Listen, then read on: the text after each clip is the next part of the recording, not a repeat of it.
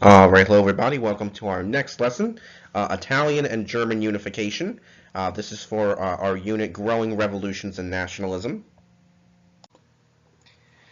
So our objectives and standards today, to compare the unification of Italy to the unification of Germany, and to analyze leadership in the unification of Italy and the unification of Germany. And take a moment there to read over the standards if you would.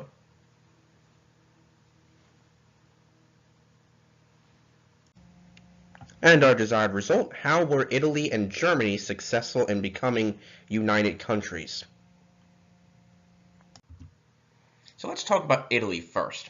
Many people in Italy were tired of living under foreign leaders in the early to mid 1800s in Europe, and they began to look towards a kingdom. Italy had been broken up into certain kingdoms and like regions before it was a whole country. So many people began to look to the northern kingdom of Piedmont, Sardinia, which had very strong leadership and things like that. And Piedmont, Sardinia also had adopted a very liberal constitution in 1848, so people wanted to follow that. King Victor Emmanuel II, he was the leader of this region, and he is going to name that gentleman right there, that picture you see. His name is Camillo di Cavour, and he was the prime minister of the Piedmont, Sardinia kingdom at the time. He was an excellent politician who knew how to gain control, how to use politics, how to use government, how to gain alliances, and he is going to be an important factor in uniting this Italian country. So pushing out the Austrians. Cavour knew that the problem in northern Italy was the Austrians. Remember, Italy had been under control of many different foreign powers, one of them being the Austrians, so he knew that the power struggle here was with the Austrians. Now he's going to unite with France's Emperor Napoleon III. Remember, we talked about him a couple of days ago. So he's going to unite with France's Emperor Napoleon III, and together they're going to push the Austrians out of Italy. So then, with that said, after they push out most of the Austrians, Sardinia will control most of northern Italy. Now in the southern part of Italy, we have another gentleman. Cavour, the prime minister in the northern part of Italy, he's also supporting secretly some nationalist rebels in southern Italy. Now their leader is going to be that gentleman right there. His name is Giuseppe Garibaldi. He and his followers always wore a bright red shirt into battle, so they were known as the Red Shirts. So they're fighting also against foreign powers as well. In May of 1860, Garibaldi and his followers are going to capture Sicily. They then are going to march north, and they agree to unite with the northern forces, or the southern forces within the northern kingdom of Piedmont, Sardinia. And he is going to march and fight to win much of control of southern Italy. So we have Cavour in the north, and we have Garibaldi in the south, and both of these gentlemen are going to unite. So Cavour arranged for Garibaldi to meet King Victor, King Victor Emmanuel II to meet. And after they meet, Garibaldi agrees that these two sides should unite. He'll step aside as leader of southern Italy, and he will allow Victor Emmanuel II to be the king of all of Italy.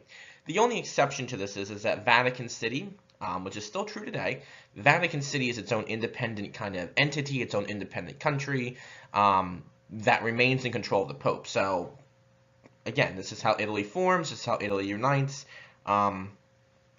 So this will be the creation of what we commonly refer to as Italy today. Now in Germany, we also have a very kind of similar thing that goes on. So German unification begins. In 1815, there was a loose confederation of German states that formed what was known as the German Confederation. Now, Austria dominated this confederation, but Prussia wants to help the German states. They want to help form a German kind of country, a German nation. The reason for this being is that Prussia mainly has a German population, and they're also looking to kind of expand their power as well. Because Prussia had a superior army by 1848 in Europe. Also in 1848, there's going to be rioters in Berlin, Germany, that are going to force a call for a constitution, and unification of Germany will soon begin after that. So Bismarck comes to power. This gentleman right here on the left-hand side of your screen. So number one here, 1861, William the First. Well, I'm sorry, Wilhelm the First. He comes to the throne in Prussia. Okay, so remember, we're not really talking about Prussia is playing a role in how Germany forms. Okay, so Wilhelm II, he's the king of Prussia, and when he asked the parliament in Prussia for money for the military, they refused. Wilhelm II sees this as a threat to his power. So he then goes to what we call the Junkers. Now, the Junkers, again, were conservative members of Prussia's wealthy landowning class. They agree that Wilhelm I's power is being, kind of questioned and, doesn't really have the authority. People are saying he doesn't have the authority to do what he wants. So Wilhelm II will then choose, like we said, that gentleman there with the cool-looking helmet and the fantastic mustache, I guess you could say.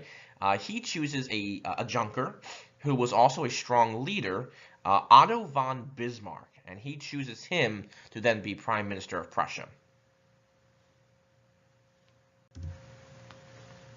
Bismarck believed in something, like we said, called realpolitik, or the politics of reality. So he doesn't want to get into idealism. He just wants to focus on the real facts, just kind of focus on what's really going on, what we need to do, and how we're going to get it done. He doesn't want to talk about what we could maybe do or how we could possibly get it done. He wants to just get things done. So he uses tough power politics to achieve this.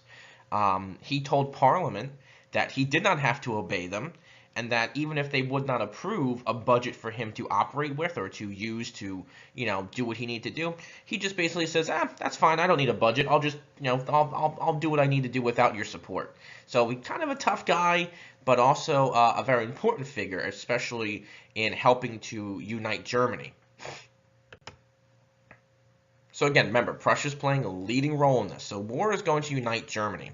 Bismarck is going to help the German territory expand through a series of wars.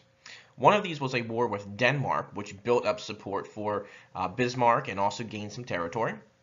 The 7 Weeks' War was with Austria, and it established northern control of German states. So now Germany is starting to form in the northern part of it.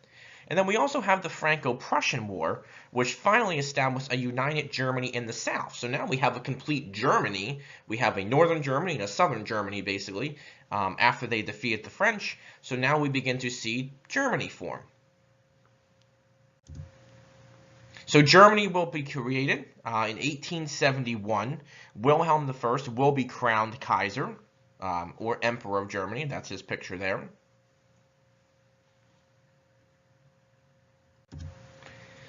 And we're going to see some power shifts. Remember, in 1815, the Congress of Vienna had established 5 great powers in Europe. They were, again, Great Britain, France, Austria, Russia, and Prussia.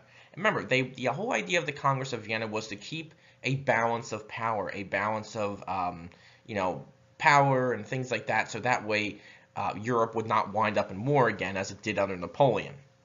So many of these countries were equal in strength.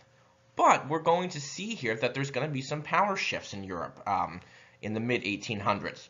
Prussia, for one, is going to grow in strength as it united with Germany.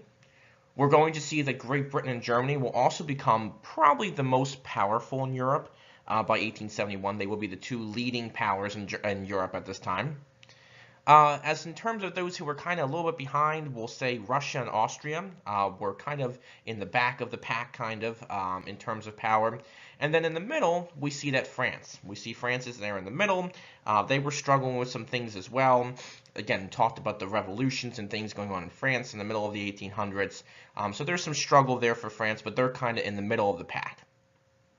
But again, the important part to remember here is that there's going to be that whole idea that the Congress of Vienna had set up this balance of power. It's going to begin to break down in Europe. There's not going to be equal power anymore. We'll begin to see countries have different power, and those power realms are going to shift in the next couple of years as well. All right, so I appreciate you tuning in. Try your best on the questions that follow, and let me know if you have any questions. Thanks a lot, guys. Okay, and our closure. How were Italy and Germany successful in becoming united countries? Think about the people and the events that were involved in helping Italy become a country, and also Germany become a country as well, and that'll help you answer your question. All right, so please try your best on the other question, or try your best on the other questions that follow, sorry, and let me know of any questions or concerns, and I hope to talk to you all soon. Take care, everybody. Bye-bye.